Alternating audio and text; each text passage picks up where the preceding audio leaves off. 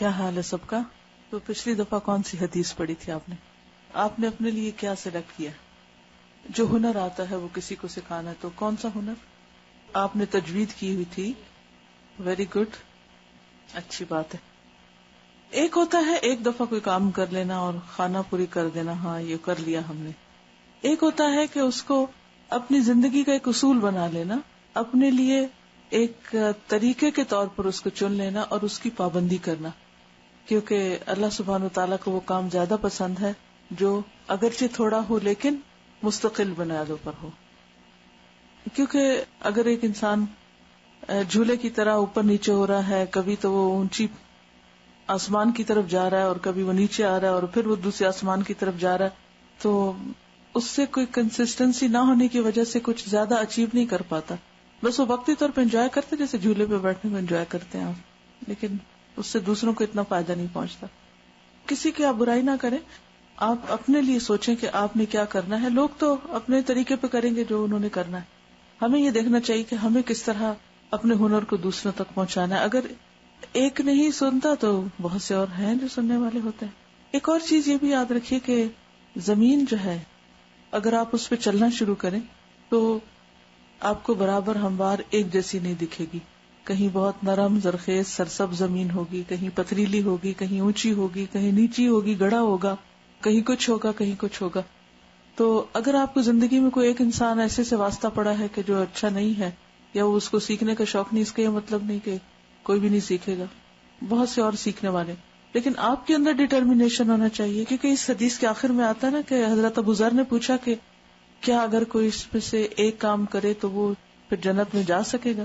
تو آپ نے فرمایا ہاں، اگر کوئی ان میں سے ایک چیز بھی کرتا ہے تو پھر وہ اس کو پکڑ کر، اس شخص کا ہاتھ پکڑ کر اسے جنت میں لے جائے گا. تو اب آپ دیکھیے کہ ہاتھ کی گرفت جب بھی مضبوط ہوگی نا، کہ جب آپ بھی اس کام کو مضبوطی سے پکڑ لیں گے تو وہ آپ کو پکڑ لے گا اور وہ آپ کو کھینچے گا پھر اس کی طرف. تو اس کے لیے ضروری ہے کہ آپ اسے زندگی کا ایک طریقہ بنا لیں، زندگی بھر کے لیے وہ کام شروع کر دیں، اس کے لیے نیت کریں، ارادہ کریں، اور یہ نہ سوچے کہ کون اس کو ایکسپٹ کرتا ہے اور کون نہیں کرتا. آپ اپنے لیے دیکھیں کہ آپ کر سکتے ہیں یا نہیں. اگر آپ کوئی کام اکیلے نہیں کر سکتے تو آپ ٹیم بنا کے کر لیں، اوروں کو ساتھ ملا لیں، بالکل پھر آسان ہو جاتا ہے. دیکھیے کوئی تکلیف اور کسی طریقہ یہ ٹھیک نہیں ہے. کون سی تکلیف میں کیا طریقہ یہ پتا ہونا چاہیے. ٹھیک ہے، جب آپ یہ ویگ رکھیں گے نا یہ چیز کہ ہاں اگر کسی کو کوئی ضرورت پڑ گئی تو میں کوئی اس کے لیے کچھ کر دوں گی، کوئی اور کچھ نہیں. اگر مثلاً آپ یوں کہیں کہ میں بیماروں کو ہسپتال لے جاتی ہوں، جب میں نے اپنے آپ کو اس کام کے لیے آفر کیا ہوا ہے کہ اگر کوئی بیمار ہو، کوئی خاتون ایسی ہو جو خود ڈرائیو نہ کرتی ہوں، اور بعض اوقات ایسا ہوتا ہے نا ہسبینڈز کام پر ہوتے ہیں یا عورتیں جو ہیں وہ بچے چھوٹے ہوتے ہیں، یا یہ کہ کوئی ایسی معذوری ہوتی ہے، اگرچہ ایسے شاید نہ بھی زیادہ لوگ ہوں لیکن پھر بھی ہوتے ہیں. تو کچھ ایسے لوگوں نے اپنے نام دیے ہوئے ہوتے ہیں کہ اگر کسی کو ایسی کوئی ضرورت پڑے تو ہمیں بتا دیا جائے، تو وہ ان لوگوں کو وہاں تک لے جاتے ہیں. اسی طرح کچھ اور کام ہو سکتے ہیں کہ جو آپ اپنے آپ کو اس خاص کام کے لیے آفر کر کے اس سے باندھ لیں، لیکن اس کام کا نام پتا ہونا چاہیے کہ وہ کام ہے کیا. وہ ڈرائیونگ ہے، وہ سوئنگ ہے، وہ کٹنگ ہے، وہ کوکنگ ہے، وہ کلیننگ ہے، اس کا نام ہے کیا، اس ہنر کا کیا نام ہے. وہ نام ہو اور پھر وہ اس کے لیے آپ نے کوئی اپنا اسکیڈول بنایا ہوا ہو کہ مثلا ہر ویکینڈ مجھے ایک دفعہ یہ کام کرنا ہے، وہ ہفتے میں ایک دفعہ کروں کافی ہے، کوئی بات نہیں اگر روز نہیں کر سکتے کیونکہ روز وقت نہیں ہے آپ کے پاس. لیکن کچھ نہ کچھ زندگی میں ضرور ایسا کریں کہ جس سے انسانوں کی خدمت ہو، انسانوں کی مدد ہو، اور پھر وہ مسلسل کرتے چلے جائیں. مثلاً اپنا نام آپ دے دیں مسجد میں کہ اگر کوئی خاتون میت آتی ہے تو میں اس میں نہلانے کا کام کروں. تو مثلاً میں نے اپنے لیے کون سا ایسا خاص کام رکھا ہے کہ میں یعنی کہ you should be known for that, لوگ آپ کو اس نام سے جانے کہ اگر کسی کو وہ ضرورت پڑ جاتی ہے تو سب سے پہلا نام آپ کا ہے ان کے دل میں کہ ہاں ہم فلاں سے کہیں گے تو ہمارا یہ کام ہو جائے گا. وہ ہے نا. آپ یقین کریں کہ ہماری بعض اسٹوڈینٹس ایسے ہیں، جب میں ابھی پاکستان میں تھی تو مختلف لوگوں سے میں ملی اور پوچھا کہ کیا کیا کرتے ہو تم لوگ. تو ان میں سے ایک نے کہا کہ میں نے یہ تہیہ کیا تھا کہ اگر کسی وقت بھی میت کو نہلانے کی ضرورت پڑے گی، چاہے دن ہو یا رات، تو میں حاضر ہوں. اور بعض اوقات ایسی ایمرجنسیز ہوتی ہیں کہ جس میں فوری طور پر کوئی چاہیے ہوتا ہے. ہم بعض نام دے دیتے ہیں، لیکن جب کوئی کال کرتا ہے تو ہم کہتے ہیں وہ ذرا ہم شادی پہ جا رہے ہیں، وہ آج ہمارے گھر مہمان آ رہے ہیں، آج فلانا کام ہو رہا ہے. نہیں، جب آپ نے ایک نام دے دیا تو پھر آپ نے دے دیا. پھر صرف آپ کو نہیں، آپ کے گھر والوں کو بھی پتا ہو، اور آپ کے خاندان کو بھی پتا ہو، اور ساری کمیونٹی کو پتا ہو کہ آپ اس کام کے لیے ہیں، لہذا وہ آپ کو شادی سے ایکسکیوز کر دیں. یہ بہت دفعہ ایسا ہوتا ہے نا کہ ہم معذرت کر لیتے ہیں کہ ہم فلاں شادی پہ اس لیے نہیں آ سکتے کیونکہ یہ میری ڈیوٹی ہے اور اس کام کے لیے مجھے جانا ہے. پھر سارے انڈرسٹینڈ کرتے ہیں کہ یہ میری کمٹمنٹ ہے. تو اس کام کو جو بھی آپ نے اپنی آخرت کے لیے کرنا ہے اس کو کمٹمنٹ کے لیول پہ نبھائیں، کیونکہ کسی بھی کام کے لیے کامیابی ہو نہیں سکتی جب تک آپ اس کو پکڑ نہ لیں کہ بس کرنا ہے، کچھ بھی ہو جائے کرنا ہے.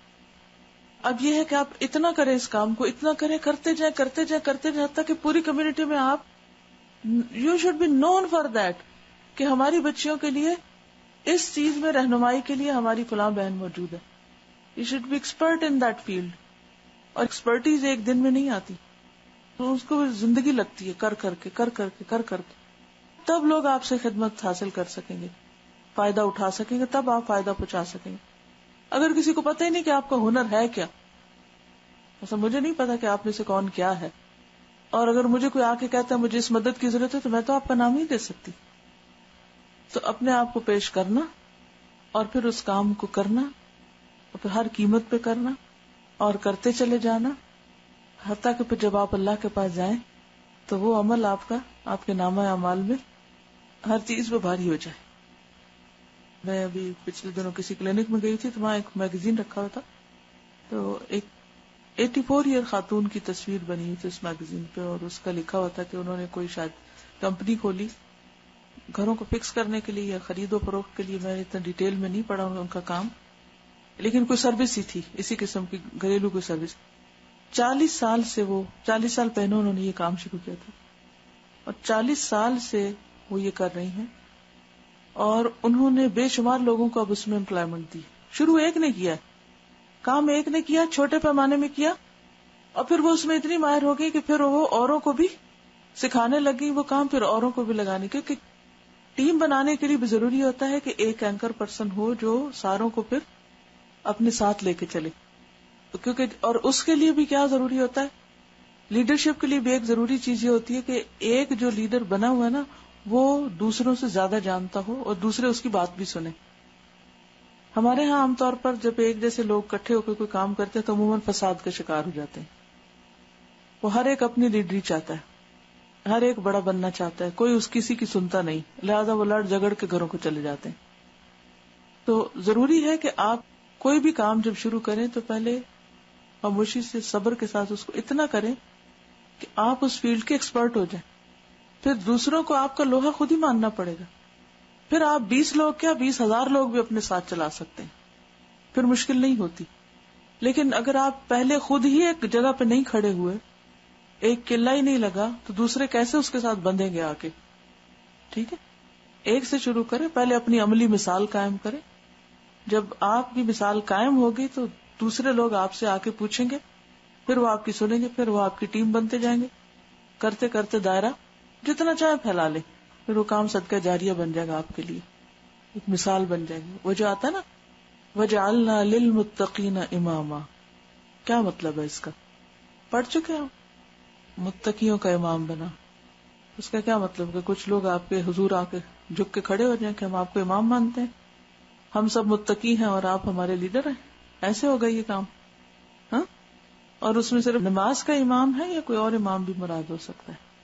کسی بھی نیکی کے کام میں جب آپ خود مخلص ہوں گے، سنسیئر ہوں گے، تو آپ کو ساتھی بھی ویسے ہی ملیں گے. ٹھیک ہے نا؟ پھر ان کے اندر بھی تقویٰ ہوگا. صرف لیڈرشپ نہیں.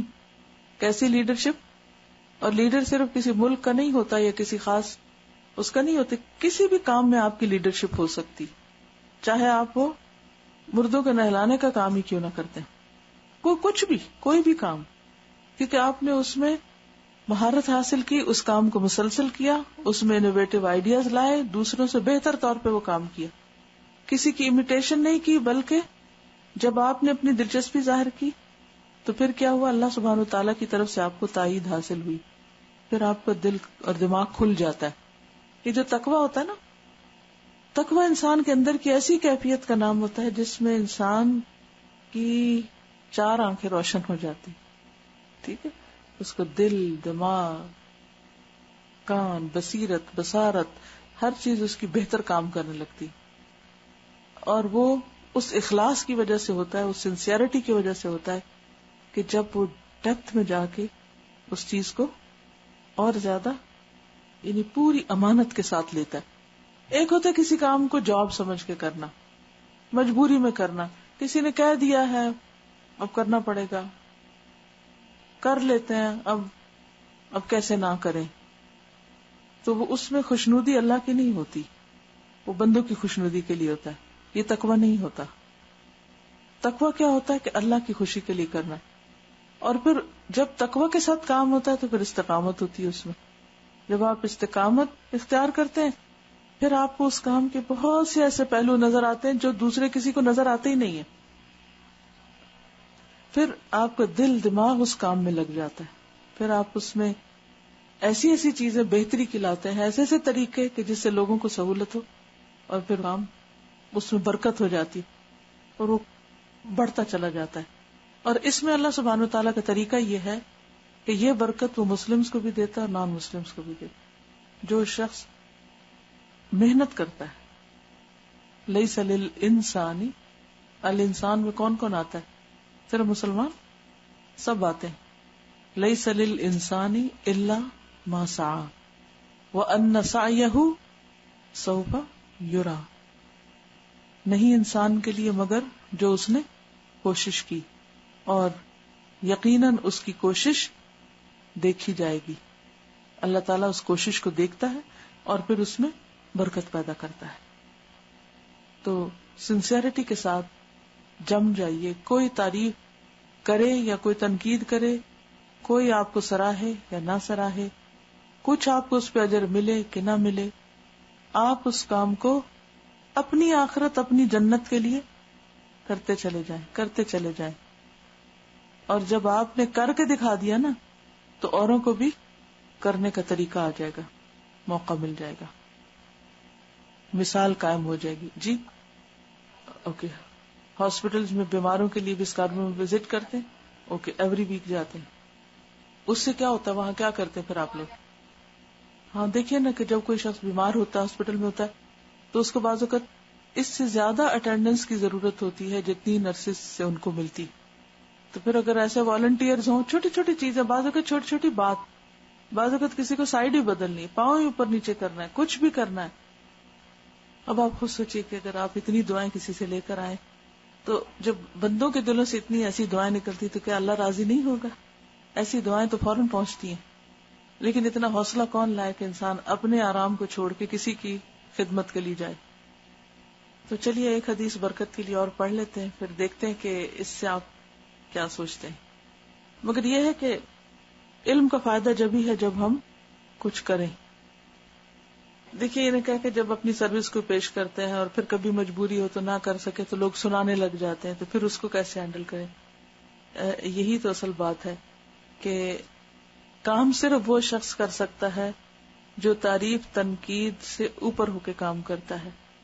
جب آپ نے کیا تو اللہ کے لیے کیا، اور اگر کسی وقت کسی مجبوری کی وجہ سے نہیں کر سکے تو اللہ کو پتا ہے آپ نے کیوں نہیں کیا.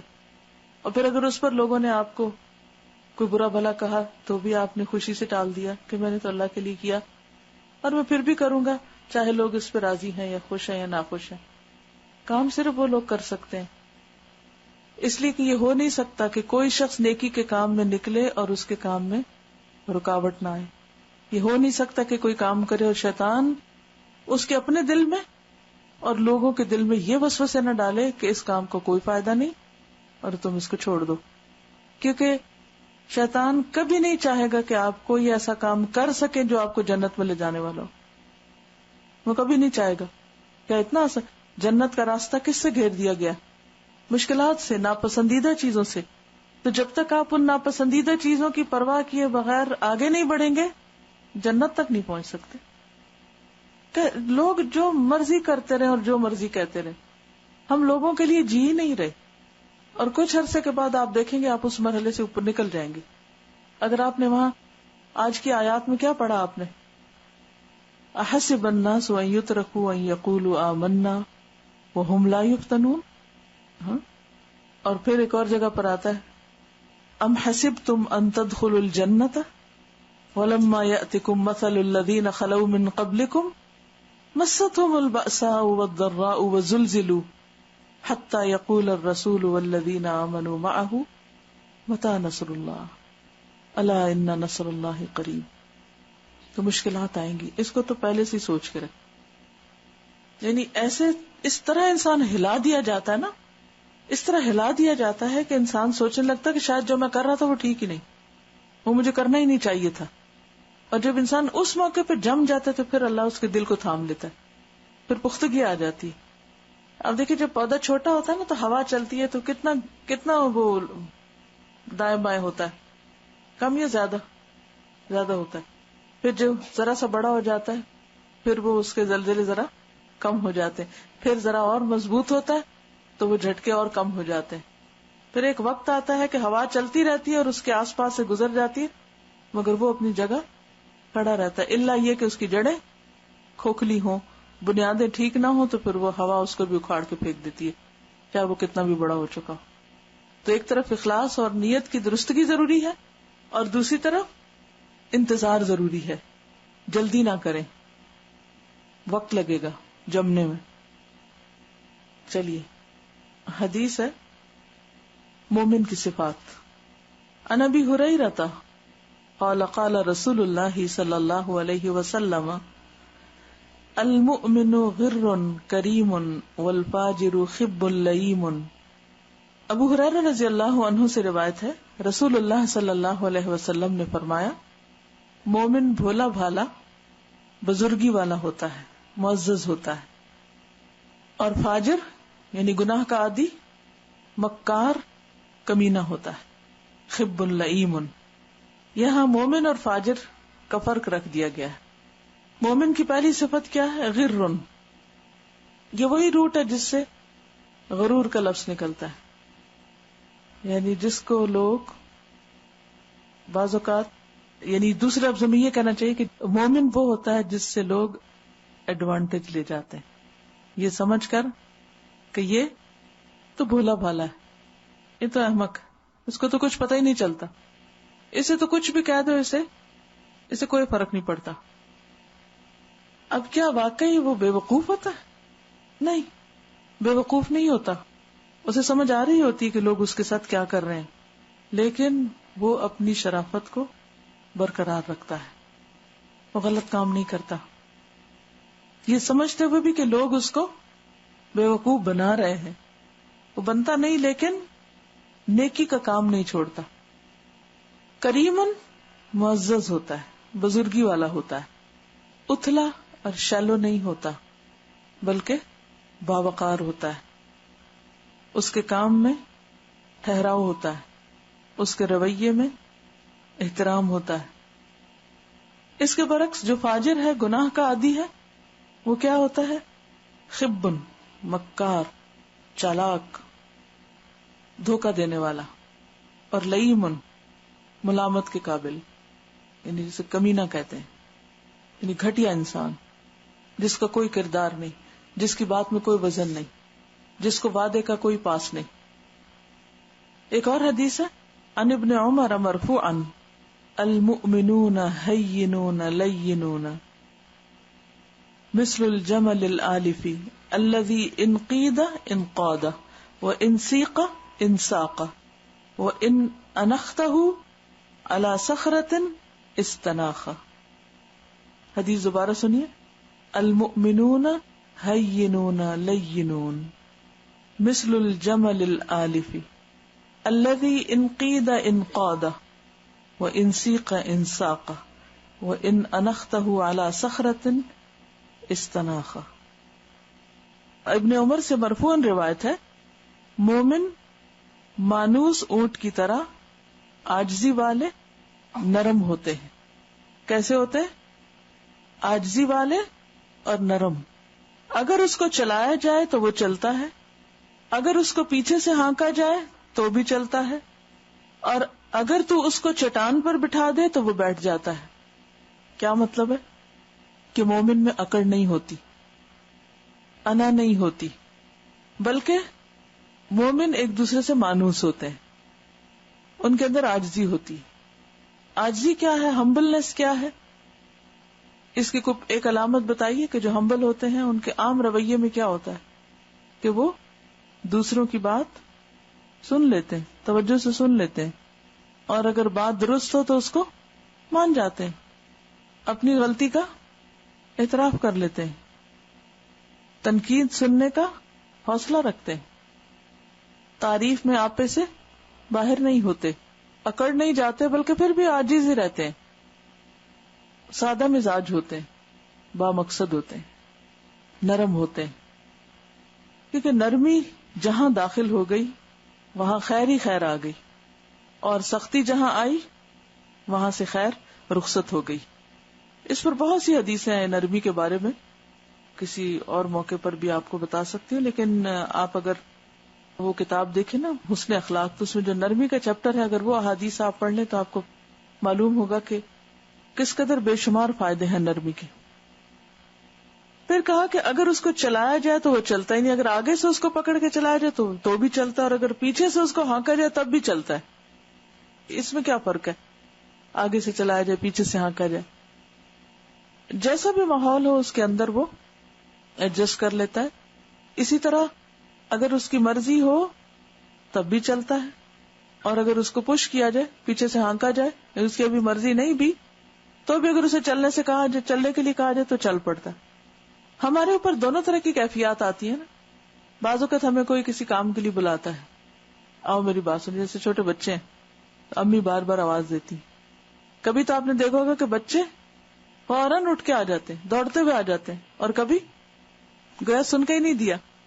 تو اب آپ پریشان ہوتے ہیں کہ ایک وقت میں یہ بچہ اتنا اچھا ہوتا ہے اور دوسرے وقت میں یہ بچے کو کیا ہو جاتا ہے. تو بعض لوگ بڑے ہو کر بھی بچہ رہتے ہیں، جب موڈ ہوا وہ موڈ کے غلام ہوتے ہیں، کہ جب اچھے ہوئے تو بہت اچھے ہوئے، اور اگر بگڑے کسی کی سن کے نہ دی. تو مومن اس طرح نہیں ہوتا. متلون مزاج. متلون مزاج کا کیا معنی ہے؟ جی، ہر حال اس کا موڈ بدل جاتا ہے. یہ بھی ایک بڑی خطرناک علامت ہے. ہر تھوڑی دیر بعد موڈ تبدیل ہو جانا، ایک وقت کیسا ایک وقت کیسا. دوسرے معاملہ کرنے والے لوگوں کو سمجھ ہی نہ آئے کہ اب اس کے ساتھ کرنا کیا ہے، پتہ نہیں موڈ کیسا ہے، کون سی بات ناگوار گزر جائے اور کون سی بات طبع نازک پر بہت گراں ہو. تو یہ بھی اچھی عادت نہیں. اس میں کیا ہے کہ انسان یعنی اچھی حالت ہو یا نہ ہو، جو کام کرنا ہے وہ کرنا ہے. اس وقت شاید لفظ موڈ ایجاد نہیں ہوا تھا، اس لیے اونٹ سے مثال دے کے کہا کہ وہ اس کا موڈ نہیں ہوتا، کوئی وہ موڈ کے تابع نہیں ہوتا. اس کو آگے سے چلائے، اس کو پیچھے سے چلائے، وہ چل پڑتا ہے. جب اسے چلنے کے لیے کہا جائے، کام کے لیے کہا جائے تو کرنے لگتا ہے. اور یہ بہت بڑی خوبی ہے. اور یہ وہ صرف وہ کر سکتا ہے جو اپنے نفس پر کنٹرول رکھتا ہے، کہ جو کرنے کا کام ہے کرنا ہے. بالکل. یعنی انسان کے اندر بہت سی تبدیلیاں آئی ہوئی ہوتی ہیں نا، اور دوسرے کو بعض اوقات نہیں پتا ہوتا، ساتھ والے کو نہیں پتا ہوتا کہ اندر کیا گزر رہی ہے. کبھی آپ کی طبیعت بہت اچھی ہوتی ہے، کبھی آپ کی نہیں اچھی ہوتی، لیکن یہ ہے کہ جو مثلا اللہ نے بلایا نماز کے لیے، تو اب آپ یہ تھوڑی کہیں گے میرا موڈ نہیں ہے نماز پڑھنے. آپ کو اٹھنا ہے، آپ کو جانا ہے. تو جب تک آپ اپنے موڈ پر کنٹرول نہیں کرتے، اپنے آپ کو خود سیدھا نہیں رکھتے، تو ایمان کے تقاضے پورے نہیں ہوتے. بخاری کی بھی ایک حدیث کے مطابق جو نبی صلی اللہ علیہ وسلم کے ساتھ صحابہ کا جو عہد تھا وہ کیا تھا کہ ہم آپ کی سمع و اطاعت کریں گے، آپ کی بات سنیں گے، آپ کی بات مانیں گے، اپنی خوشی میں بھی اور اپنی ناخوشی میں بھی، یعنی مجبوری میں بھی اور عام حالات میں بھی. کچھ بھی ہوگا، چاہے ہم چست ہوں، ایکٹیو ہوں تب بھی، اور اگر ہم گراں ہوں، ہم پہ ہماری طبیعت میں گرانی ہو تب بھی. اور اس میں وہ مشہور موقع آپ کو یاد ہوگا کہ جب جنگ احد ہوئی تھی اور صحابہ کرام کو ایک بہت بڑا نقصان ہوا، زخمی بھی ہوئے. جب وہ واپس آ کے ابھی رکے ہی نہیں تھے کہ دوبارہ نکلنے کا حکم آ گیا. تو اتنی چوٹ، یعنی جسمانی صدمہ تو تھا ہی، روحانی اور جذباتی صدمے سے بھی گزر رہے تھے کہ گھر گھر موت واقع ہو چکی تھی. لیکن جب بلایا گیا پھر اٹھ کے کھڑے ہو گئے. مومن ایسا ہی ہوتا ہے کہ جب اللہ رسول کی پکار آتی ہے یا کسی خیر اور نیکی اور بھلائی کے کام کے لیے اس کو بلایا جاتا ہے تو وہ فوراً اٹھ کھڑا ہوتا ہے کہ مجھے کرنا ہے یہ. اور اگر تو اس کو چٹان پر بٹھا دے تو وہ بیٹھ جاتا ہے. اب اونٹ کے لیے چٹان پہ بیٹھنا آسان کام نہیں ہے، بہت مشکل ہے. یعنی وہ مشکل حالات میں بھی وہ صبر کرتا ہے، یہ مراد ہے. اس حدیث کو پڑھ کے آپ دیکھیے کہ مومن کی جو صفت میرے سامنے آتی ہے کہ وہ ضدی نہیں ہوتا، وہ دوسروں کی سن لیتا ہے، مان لیتا ہے، نیکی کے کام میں تعاون کرتا ہے، برائی سے رکتا ہے، اور اگر کوئی اس کے ذمے یا اس کے حصے میں مشکل کام بھی آ جائے تو بھی اس کو کرنے کے لیے راضی ہو جاتا ہے. کسی چیز کو اناکان مسئلہ نہیں بناتا. وہ ایک نو پرابلم شخص ہوتا ہے. دو طرح کے لوگ ہوتے ہیں، ایک وہ ہوتے ہیں جن کو ہر چیز میں پرابلم ہوتا ہے، اور دوسرے وہ ہوتے ہیں کہ جن کو کسی چیز میں کوئی پرابلم نہیں. آپ ان سے کچھ بھی کہیں گے تو کیا کہیں گے آگے سے؟ نو پرابلم، کوئی مسئلہ ہی نہیں، یہ کام کیا مشکل ہے، یہ بھی ہو جائے گا، یہ بھی ہو سکتا ہے.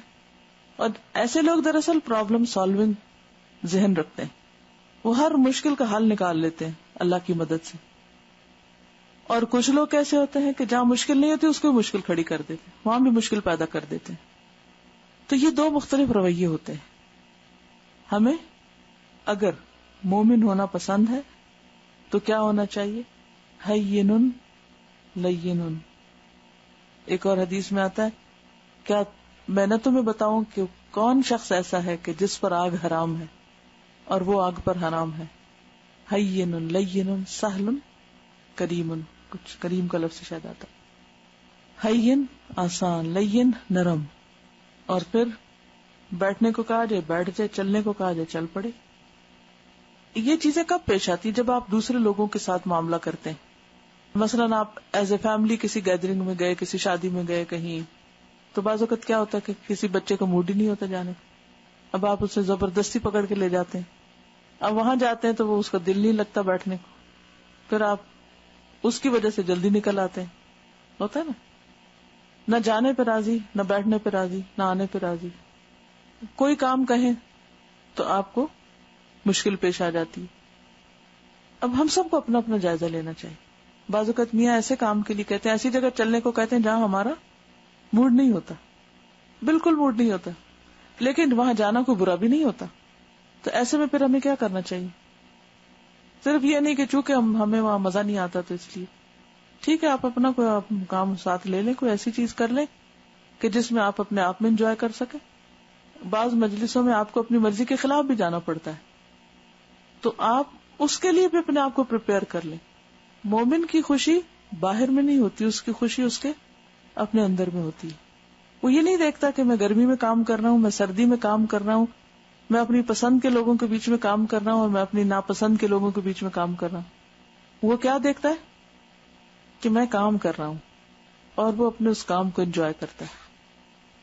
وہ ایسے لوگوں کے بیچ میں بھی جو اس کو پسند نہیں، ان کے بیچ میں بھی وہ اپنے لیے ایسی مصروفیت، ایسا کام، ایسی چیزیں تلاش کر لیتا ہے کہ وہ اس کو انجوائے کر رہا تھا. جیسے بالکل چھوٹے بچے بعض اوقات آپ نے دیکھا ہوگا کہ وہ اپنی کوئی کھیل، کوئی گیم کو اپنا کھلونا ساتھ رکھتے ہیں. وہ کسی کے گھر میں جائے، مثلا میرا ایک نواز ہے تو اس کو گاڑیوں کا بے انتہا شوق ہے. اب وہ کیا کرتا ہے، وہ میرے پاس بھی آتا ہے تو اس کے ہاتھ میں گاڑی پکڑی ہوئی تھی. اب وہ جہاں بیٹھے گا بیڈ کے اوپر گاڑی چلا رہا ہے، ادھر چلا رہا ہے، اس کو کسی کی ہوش نہیں، کوئی کیا کھیل رہا ہے، کیا کر رہا ہے. وہ اپنی دنیا میں، وہ اسی کو پڑھ رہا ہے، اس کو دیکھ رہا ہے، اس کو ہر وقت اسی کے اندر. تو میں اس کو دیکھتی رہی، میں کہتی عجیب بچہ ہے کہ بالکل مختلف سب بچوں سے، کہ اسے بخار ہو، سردی ہو، گرمی ہو، کچھ ہو، وہ اپنے ایسی مشغولیت میں ہے کہ اس کو آس پاس کی فکر ہی نہیں.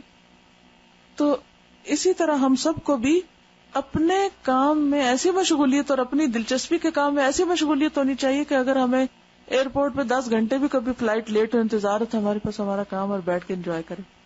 اور یہ رونا نہ روتے رہے ہائی فلائٹ لیٹ ہوگی, اس کو فون کر رہے ہیں, اس کا فون آ رہا ہے, یہ ہو رہا ہے, وہ نہیں, ہم کام کر رہے ہیں, ہمیں کیا فرق پڑتا ہے, جب وقت آئے گا چل پڑیں گے بس. کوئی بالکل قرآن سے اچھی کوئی چیز نہیں, اگر آپ اس کو ساتھ رکھیں اور پڑھتے جائیں, سوال ہی پیدا نہیں ہوتا کہ آپ بور ہوں, کچھ ہوں, ایک تسکین نازل ہوگی اور ایک آپ کی اپنی ایک دنیا ہوگی. دنیا کیا کرے, پھر رہی ہے, بھاگ رہی ہے, دوڑ رہی ہے, اور آپ اس کو پڑھ کے کہیں اور پہنچے ہوئے, کچھ اور کر رہے ہیں. تو ہمیشہ اپنی وہی, پھر دوبارہ آج وہی بات کہوں گی کہ اپنی کسی ایسے فیلڈ میں ایکسپرٹیز پیدا کریں کہ اس کے اندر اتنے مشغول ہو جائیں کہ اس کو اتنا انجوائے کریں کہ آپ باہر کے انوائرمنٹ کو بھول جائیں, باہر کا ماحول آپ کے اوپر اثر انداز نہ ہو, آپ اثر انداز ہوں, اور ہر یعنی کہ جہاں خار بھی ہو وہاں بھی آپ پھول کھلانے والے بن جائیں. بالکل بالکل, کلینک میں جائیں, ہاسپٹل جائیں, کہیں ایمرجنسی میں جائیں اور 12 گھنٹے انتظار کرنا پڑے, کچھ ہو, آپ کا کام آپ کے ساتھ ہو, آپ جہاں بیٹھے وہیں کھولیں. مطلب پر ایک ہے کہ ہم کہیں جائیں اور پریشان بیٹھے رہیں اور دوسروں کو بھی بیزار کریں, اور جو ساتھ ہو اس کو بھی تنگ کریں کہ تمہاری وجہ سے مجھے کھڑے ہونا پڑ رہا ہے اور بیٹھنا پڑ رہا ہے. اور ایک یہ ہے کہ ہم کوئی کچھ کرتا رہے, اپنے آپ میں خوش رہیں, اپنے ہاتھ نہ ملائیں. ویسے آپ جا کے تبلیغ کریں اپنے, تو ان کو بتا دیں کہ یہ اسلام میں جائز نہیں ہے, جو اصول ہے وہ اصول ہے, ہر شخص کے اصول ہوتے ہیں, یہ ہے you should have your own principles. یہ تو اس سوسائٹی میں تو ہر ایک کو آزادی ہے اپنے طریقے پر رہنے کی, کوئی مائنڈ نہیں کرتا. میں خود جب پی ایچ ڈی کرنے کے لیے گئی تو ڈے 1 پہ ہمیں جب ہمارے سپروائزر نے ویلکم کہا تو اس نے ہاتھ آگے کیا, تو میں نے اسے کہا کہ میں ہاتھ نہیں ملاتی, کچھ بھی نہیں, انہیں پتا ہوتا ہے مسلمان نہیں ہاتھ ملاتے, اب اتنا سب کو پتا چل چکا ہے. بالکل, ابھی اوتھ تھی میری بیٹی کی تو اس نے بھی, آپ کو پتا کہ جج ہاتھ ملاتے ہیں, تو الحمدللہ اس نے نہیں ملایا, کچھ بھی نہیں ہوا, کوئی ہاتھ نہیں ملایا, کچھ نہیں ہوا. تو اللہ سے دعا مانگے اور اپنے اصول پہ قائم رہے. جب آپ ایک دفعہ قائم رہیں گے تو اللہ تعالیٰ راستے بنا دے گا آپ کے لیے. ایک دوسرے کے ریلیجس طریقے, ان کی رسپیکٹ کرنا ضروری ہے. تھوڑی دیر کے لیے چلے جائیں اور بتا دیں کہ چونکہ یہ میوزک ہے تو میں یہاں بیٹھ نہیں سکتی, اس لیے اب جانا ہے. سچ بولنے میں بڑی آسانی ہے, ہم کیوں پریٹینڈ کریں, ہم صاف بات کریں, کیونکہ یہ اس لیے تو اگلے کہتے ہیں ہاں بالکل بالکل آپ تو دین پڑھتے ہیں اور آپ واقعی آپ کے لیے مشکل ہے, وہ بھی انڈرسٹینڈ کرتے. الحمدللہ. دیکھیں ان کے پاس کام کوئی نہیں نہ کرنے کو, تو ڈھول بجا کے دل خوش کرتے ہیں. جب اس سے اچھی چیز کوئی مل جائے گی تو انہیں اس میں پھر دلچسپی نہیں رہے گی. تو وہ تو بدلی ہے, یعنی اپنا اثر دوسروں پہ چھوڑیے, نہ کہ ان کا قبول کر لیجیے. اوکے, جزاکم اللہ خیرا. سبحانک اللہم و بحمدک, نشہد ان لا الہ الا انت, نستغفرک و نتوب الیک. السلام علیکم و رحمۃ اللہ وبرکاتہ.